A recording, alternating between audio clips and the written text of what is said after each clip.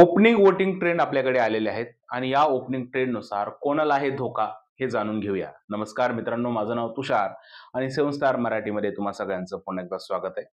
तुम्हा सगळ्यांना माहीतच आहे की घरातून बाहेर जायसाठी 4 लोकं नॉमिनेट आहेत. 4 लोकांमध्ये कोण-कोण आहे? सूरज, अभिजित, योगित आणि निखिल.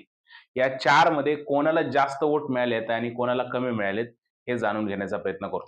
तर मिळालेल्या माहितीनुसार मित्रांनो, हा निखिल जो आहे निखिल याला फक्त जे आहेत 4% वोट मिळालेले आहेत. किती? 4% वोट. गेल्या वेळेसही याला वोटिंग मिळत नव्हतं.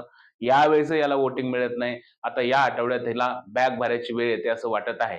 त्यानंतर योगिता जे आहे, योगिताला मिळालेले आहेत 11% वोट मिळालेले ते योगिताला. योगिता गेल्या वेळेस जास्त वोट मिळत होते तिला, कारण ते नॉमिनेशन्स तसे होते. आता नॉमिनेशनमध्ये बदल झालाय. तर योगिता आलेली आहे 11% वरती. त्यानंतर पुढचं जे नाव आहे ते आहे अभिजित सावंत. अभिजित सावंतला मिळत आहेत 27% वोट. किती?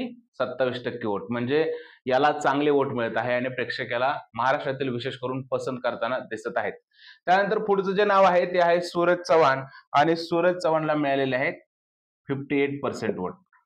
म्हणजे गेल्या वेळेसही सूरज चव्हाण नंबर 1 वरती होता. यावेळेसही सूरज चव्हाण नंबर 1 वरती आहे.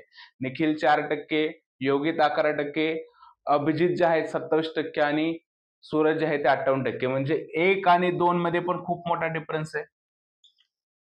3 आणि 4 मध्ये पण खूप मोठा डिफरन्स आहे. आणि या ओपनिंग वोटिंग ट्रेंडनुसार स्पष्ट हे दिसतंय की निखिल साहेब जे आहेत ते घरातून बाहेर जाण्याची दाट शक्यता आहे. तर वोटिंग ट्रेंड फायनली काय आहेत? सूरज 1 नंबरला आहे, 2 नंबरला आहे अभिजित सावंत, 3 नंबरला आहे योगित आणि 4 नंबरला आहे निखिल दामले आणि 4थ्या नंबरचा खेळाडू आहे जो बाहेर जाण्याची दाट शक्यता आहे. तुमचं काय म्हणणं आहे या वोटिंग ट्रेंडबद्दल मला नक्की सांगा कमेंटमध्ये. जर हा व्हिडिओ आवडला असेल तर त्याला लाईक करा, शेअर करा, चॅनलला सबस्क्राईब करायला विसरू नका. भेटूया पुढच्या व्हिडिओमध्ये. तोपर्यंत भारत माता की जय.